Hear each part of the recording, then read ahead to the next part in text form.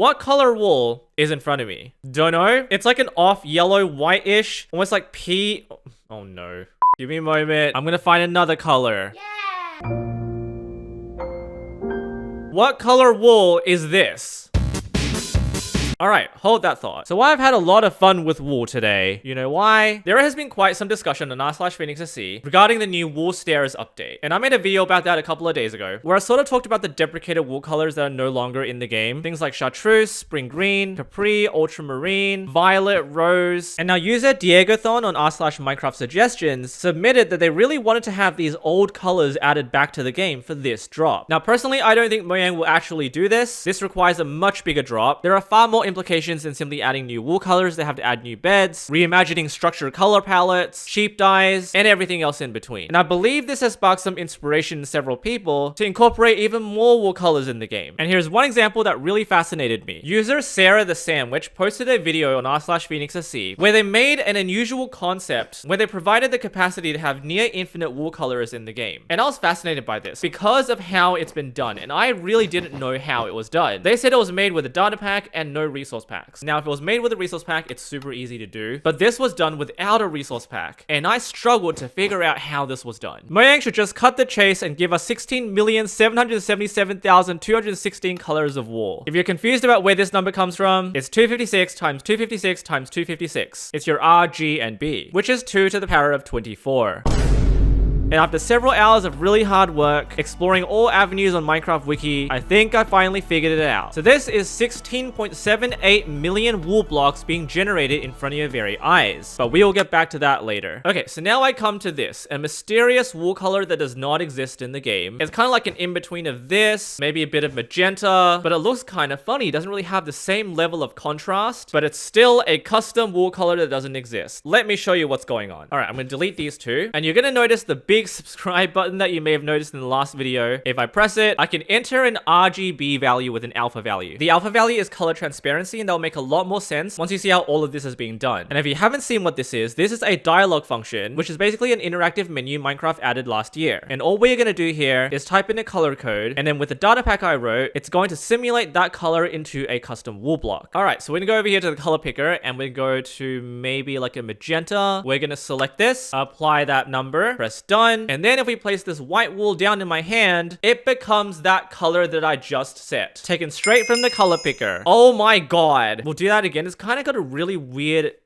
I don't know whether this is how Sarah did it, but I'm really hoping I'm close. Would you like a lime greenish color like this? Enter that value, place it down. Light lime green. And there we go. We have 3 colors that have never existed in the game ever. Looks like a pencil. Need the graphite over here. That's what it's gonna look like, huh? So what you're gonna notice immediately with this build is that the wool types look kind of different. There appears to be a strange lighting overlay that's creating a fluorescent appearance for this type of wool, whereas the Minecraft wool is just like this. So how is this being done? I can only tell you how I'm doing it, which probably is wrong, but I otherwise have no idea how this custom wool is being done. But let me show you. If I go ahead and remove the white wool inside, you're gonna notice a very mysterious red box around the air block now, and you can't really see it if I'm inside it. This is because this is actually a text display, and I'm simply wrapping the text display around the existing block. If I just get rid of these, there is now a column of red text displays. When I mean text displays, I'm just doing this. So like dinner bone, like that. And if I right click the creeper, that's the text display I'm talking about, the word dinner bone. So I'm manipulating that name tag, so the dinner bone creeper right here, making it bigger, making it look like a cube. You can also modify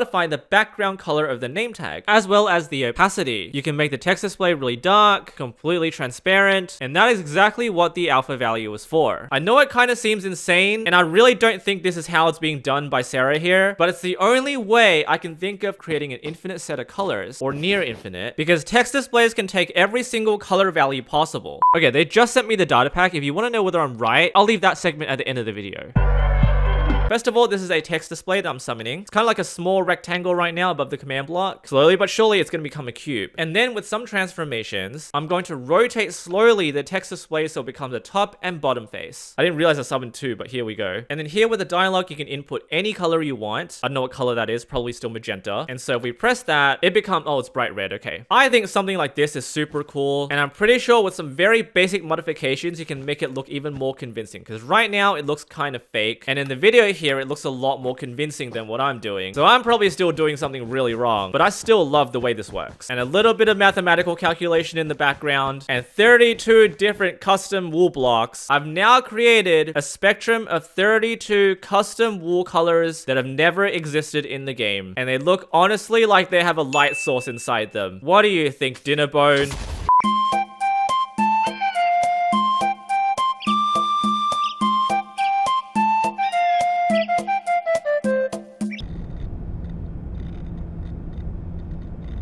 Yeah, this is gonna take some time. All right, 30 minutes later, I have now generated an entire grid of 4,096 custom wool colors. So you know what that means. Mojang, you know what to do. Okay, but seriously, there are a lot of wool colors here. If I just fly all the way up, you can see each one is slightly different from the other because this is your typical HSL color picker, ranging from white all the way to black, and then the hue shift from left to right. Yes, I'll fix that black pixel in a second. Now, this is kind of glitchy and very laggy because there are thousands and thousands of text displays being rendered here. But other than that, it still looks pretty good. And yes, the addition of all of these colors would absolutely obliterate Minecraft's color palette. This is all algorithmically generated, and it obviously still works. If I just punch a hole here, that's gone. I'm not rendering the bottom and right side here. These are still just custom wool blocks at the end of the day, and I've just ruined it. I should have taken a screenshot before I did that. So with all this said and done, there is now a theoretical limit of 16.78 million colors that I can generate any second. And with all that, there is one thing left to do.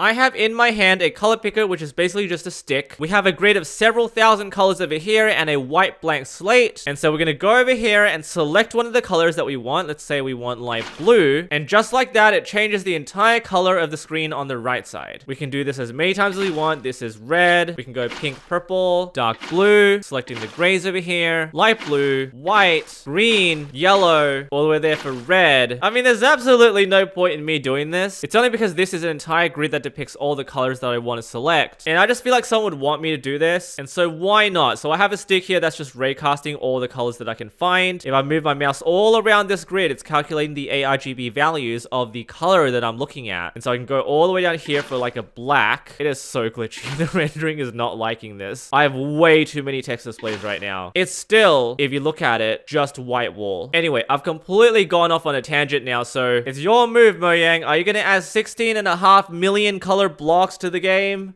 Probably not. I wouldn't. It'd be funny though.